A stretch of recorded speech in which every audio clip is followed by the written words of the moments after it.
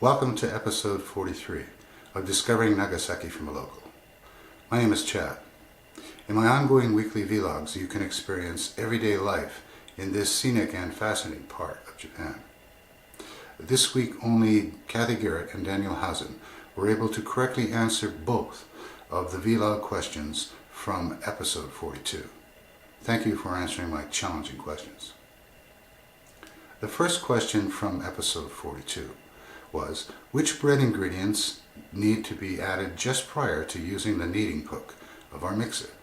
The answer is water and organic yeast.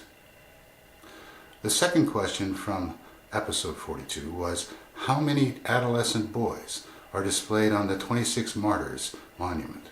The answer is 3 adolescent boys. My vitrectomy surgery on May the 7th was successful, and I no longer have any blood in my left eye. It will take another 4 weeks to fully heal, but my visual acuity is already much better. In late April and early May, koinobori or carp streamers are hung throughout Japan to celebrate Children's Day.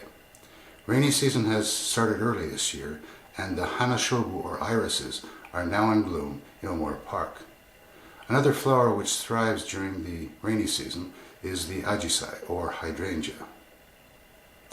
In today's vlog, I will show you our garden and where we recently transplanted our pumpkin seedlings.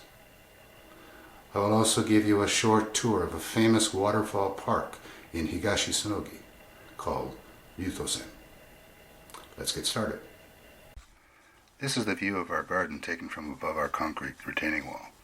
I will soon plant some fully grown seedlings in the plowed section below. The sky beans and onions on the other side will be harvested very soon. I've used a kusakiri or weed eater to clear the tall weeds on this retaining wall. I planted the 2 cherry trees on this wall about 14 years ago.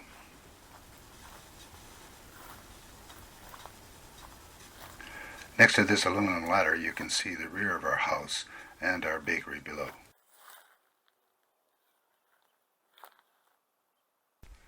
I'm in the process of plowing furrows in this garden before rainy season sets in.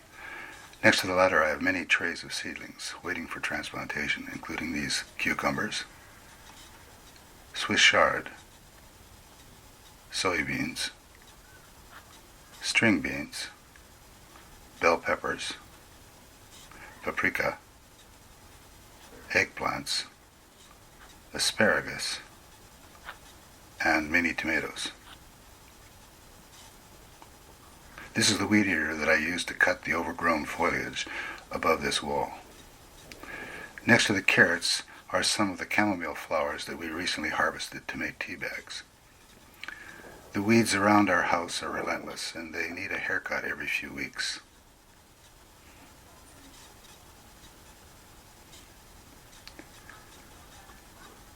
Today I will transport my Mitsubishi cultivator and 6 trays of pumpkin seedlings to the sharecrop plot that I showed you in episodes 37 and 40. On the ground next to the truck, we are patiently waiting to transplant our togan, okra, and goya seedlings.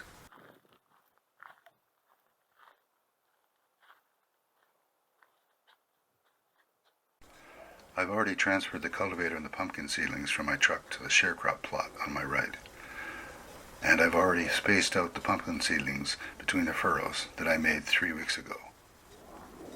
I've also removed all of their plastic seedling pots. Now it's a simple matter of going down each row with a hand shovel and planting each seedling. I have at least 10 seedlings in each row, and today I will plant about 22 rows. The precipitation from rainy season will ensure that these seedlings will thrive.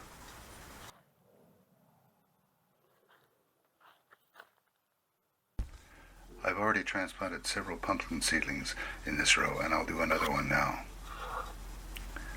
As always, I have to make sure that each seedling is deeply seated and upright in the soil.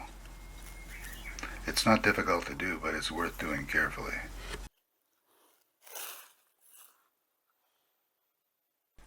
My wife Yasuko is adding a little water to each seedling using several PET bottles that we brought along. Now all of the pumpkin seedlings have been transplanted. We're just in time with this job because a downpour is in the forecast for tomorrow.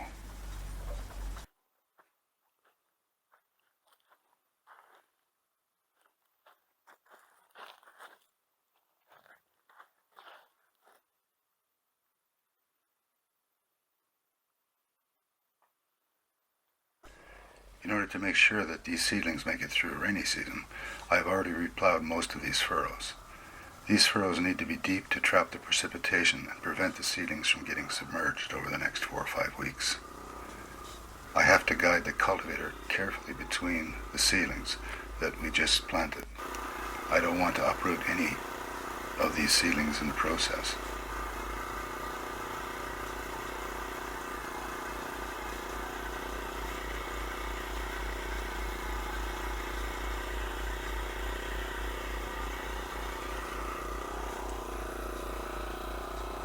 There, that looks a lot better. 3 weeks ago, when I last used this cultivator here, the throttle lever was in an awkward spot. It took the skin off this section of my right hand. That's why I moved it further down the handle shaft.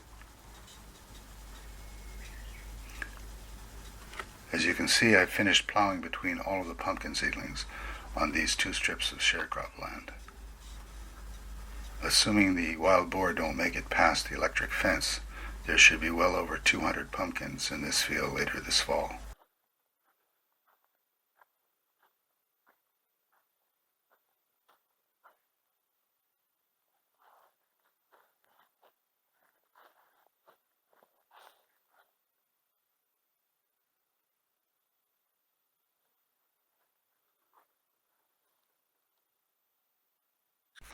I am now on my way to Yutosan Park, which is not far from Chiwata Station in Higashi-Sonogi.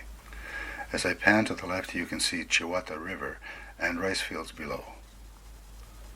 And in the distance, a rail platform for the bullet train, which is scheduled to start running less than a year from now.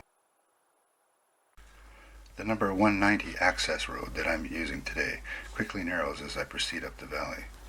To my right, there is a great view of Suzuta River and the farming being done in and along this valley. Here are 2 rows of tea leaves, which Sonogi is famous for, in the foreground, and several terraced rice paddies below.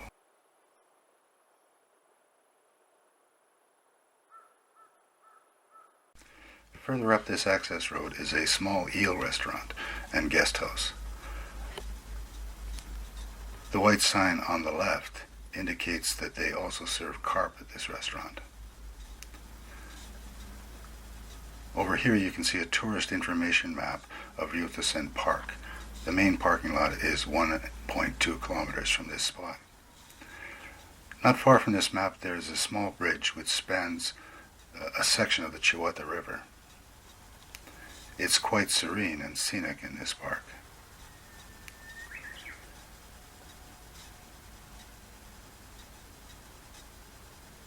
This sign here indicates that there is a small cafe further up this road, and below the bridge you can see Chiwata River.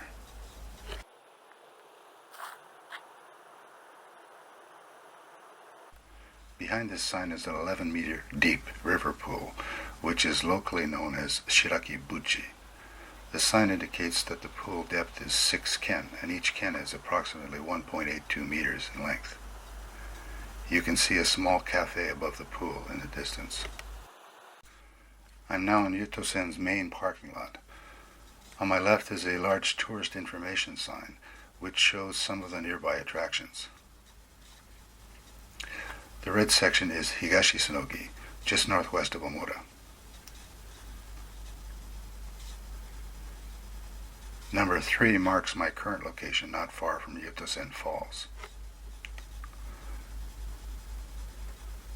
Number 6 marks the location of Chiwata train station, which is on the east side of Omura Bay. Photos 2 through 6 show 26 Martyrs Site, Yutosan's waterfall, Akaki's tree plantation, Yutosan's relaxation plaza, and Chiwata train station.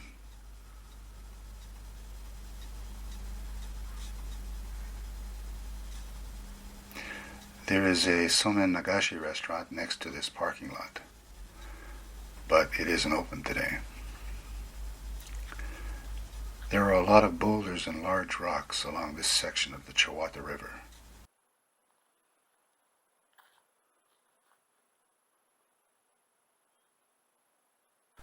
On the other side of this parking lot is a footpath which leads to the Yutosan Falls. This sign indicates that swimming is prohibited here because the water is too cold. And this engraved stone indicates that this path is one of Japan's top 100 tourist attractions. The map on my left shows the path that I will take today from the parking lot to the waterfall. Here's where this narrow and scenic pathway begins.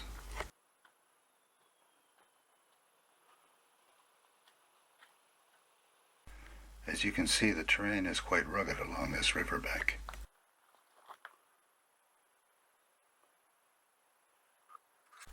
And the pathway has several steep sections.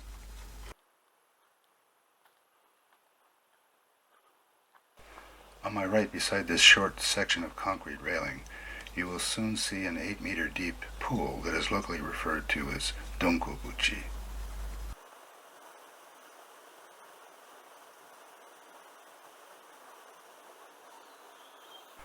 This is the view from the river above this pool.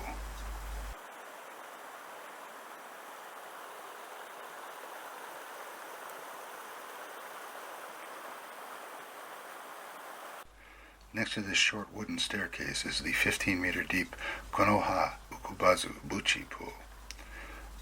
This part of the footpath is a little narrow for two-way traffic.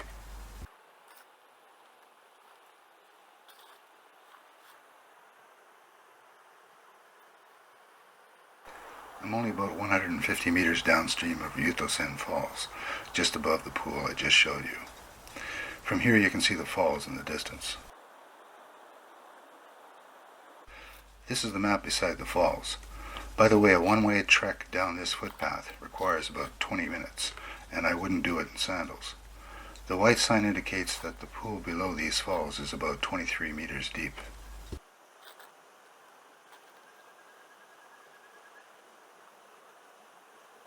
Here's a closer look at Yutosan Falls from the pool below. This waterfall has a height of 15 meters. Even though there are many cars in the parking lot, I didn't meet anyone else on my way up to this waterfall.